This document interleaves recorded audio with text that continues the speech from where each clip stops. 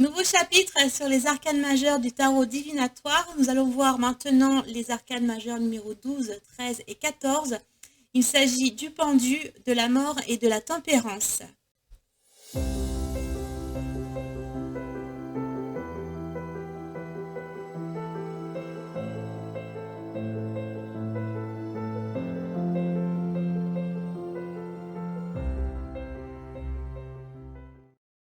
Bonjour, je suis Karine de votre magasin ésotérique Fleur de Vie Cadeau.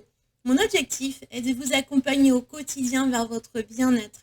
Cela passe par un magasin ésotérique où vous pourrez trouver différents articles vous accompagnant pour vos méditations et vos différentes pratiques ésotériques.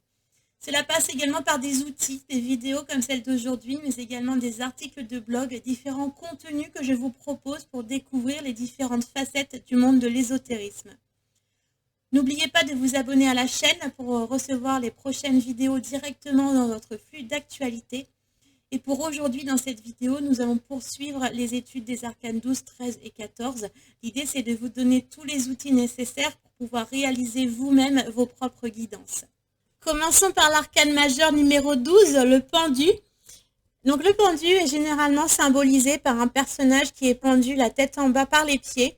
Ça peut représenter différentes choses. Alors, déjà, le fait qu'il soit retenu par le pied, ça peut symboliser une expérience douloureuse du passé, un sacrifice, quelque chose qui est pénible et qui retient.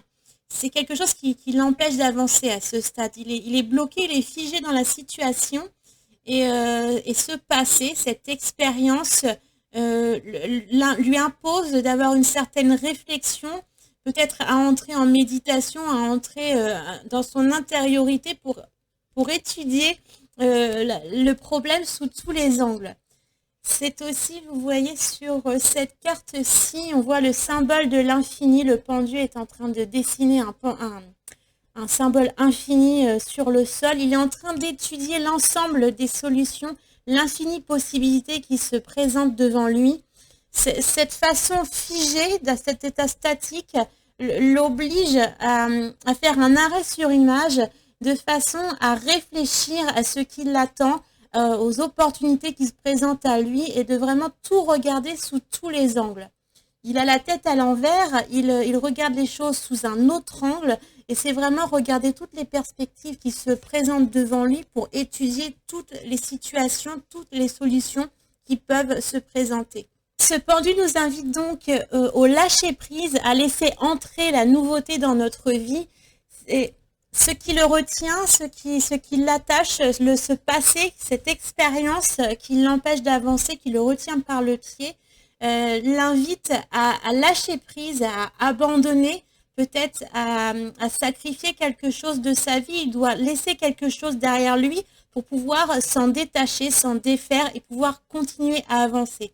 Donc c'est la carte également donc, du lâcher-prise. Ça peut aussi, dans un tirage, représenter quelqu'un de marginal, quelqu'un en marge de la société.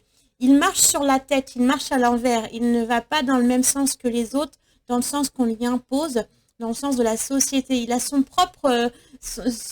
propre pesanteur en quelque sorte, il a son propre univers, sa propre façon de fonctionner et il se fiche complètement de l'extérieur, de ce qu'on peut penser de lui.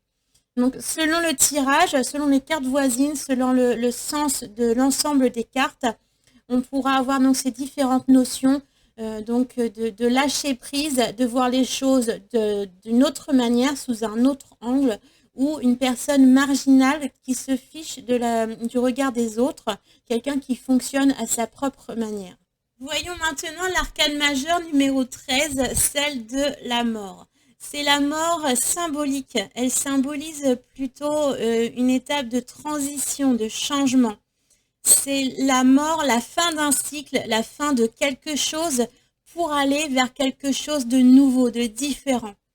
On a par exemple sur cette carte-là, que j'aime beaucoup, ce personnage de la mort sur une chauve-souris qui s'apprête à traverser un portail. On a l'impression qu'elle est en train de changer d'univers, changer de monde. Donc c'est vraiment ça, c'est changer complètement du tout au tout, abandonner complètement une vie au profit d'une autre. Alors après, est-ce que le personnage va accepter cette transition ou ne va pas l'accepter? Donc si le personnage ou le consultant n'accepte pas cette transition, ça peut annoncer une période de stagnation, sans aucune perspective, sans possibilité de croissance, sans possibilité d'avancer plus loin dans la vie. On est obligé de s'arrêter là. On est sur un seuil qu'on doit traverser. Alors peut-être que la transition va être difficile et douloureuse et donc qu'on hésite. Là, sur cette carte-ci, le personnage est derrière, est à l'ombre sous son arbre et on a l'impression qu'il hésite à rejoindre les deux petits personnages qui s'en vont dans la lumière. Il a envie de les suivre, mais il hésite. Est-ce qu'il va lâcher l'ombre pour pouvoir aller vers cette lumière aveuglante? Donc c'est cette idée d'acceptation ou de ne pas accepter. Une fois que la transition est acceptée, que le personnage accepte de quitter l'ombre pour aller vers la lumière, alors on aura dans cette carte une énergie de délivrance. Ça va être un soulagement, l'idée de poser le poids de ses souffrances et de pouvoir s'en libérer, s'en détacher. C'est une vraie libération. Donc, il y a aussi l'idée de se délester de tout ce qui est devenu inutile à ce jour. Dans cette transition, c'est aussi voilà, faire le choix. Il y a une notion de choisir soi-même. C'est pas comme la roue du destin où on n'a pas de contrôle et que les choses nous tombent dessus. Là, il y a vraiment cette notion de volonté de terminer quelque chose pour partir vers quelque chose de nouveau. C'est la chenille qui devient papillon. Il faut accepter cette phase de transition pour pouvoir s'élever vers quelque chose de meilleur. Terminons avec l'arcane majeur 14, la tempérance. Cette carte de la tempérance, c'est une carte qui représente l'intermédiaire, le milieu, l'harmonisation entre différents extrêmes. On a sur cette carte-ci, par exemple, on est entre ciel et terre, entre soleil et lune. Sur celle-ci, plutôt, on va être entre chaud et froid. On va être entre joie et tristesse. Toujours entre lune et soleil. C'est un personnage qui est capable de prendre les extrêmes et de les harmoniser ensemble pour en faire quelque chose d'intermédiaire. C'est aussi la tolérance, c'est savoir faire preuve d'intelligence pour éviter les conflits, peut-être savoir se taire quand il y a trop de chaos dans la discussion et au contraire peut-être savoir s'imposer lorsqu'il y a trop de non-dits. C'est quelqu'un qui va vraiment venir réunir, ça peut être dans un tirage, la représentation de quelqu'un qui va avoir des dons de médiation, de coordonner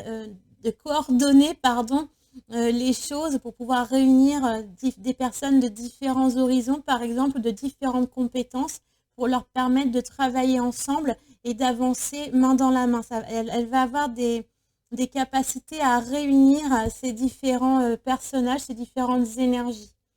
Elle peut également représenter une personne qui se situe entre deux mondes et qui va avoir des capacités de médium, par exemple.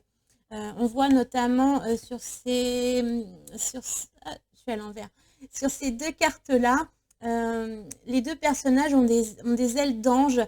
Ça représente l'idée que c'est un personnage qui a des capacités de communiquer aussi bien avec le monde du visible que de l'invisible. C'est un personnage qui est situé vraiment à l'espace intermédiaire entre les mondes. Donc on va adapter selon le tirage, selon le thème du tirage, selon les cartes voisines. On verra selon ce que cette carte de la tempérance pourra nous indiquer.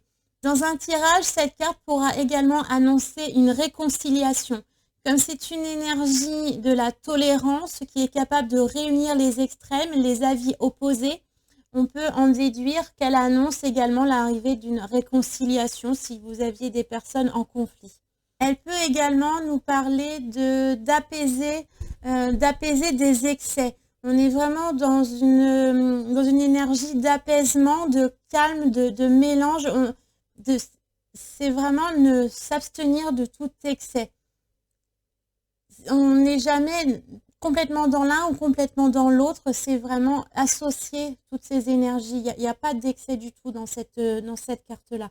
Donc si vous êtes sujet à des excès, que ce soit de l'alcool, du tabac ou autre, si vous avez des tendances à certains vices, à certains excès, cette carte de la tempérance va vous inviter à les réduire, à les apaiser.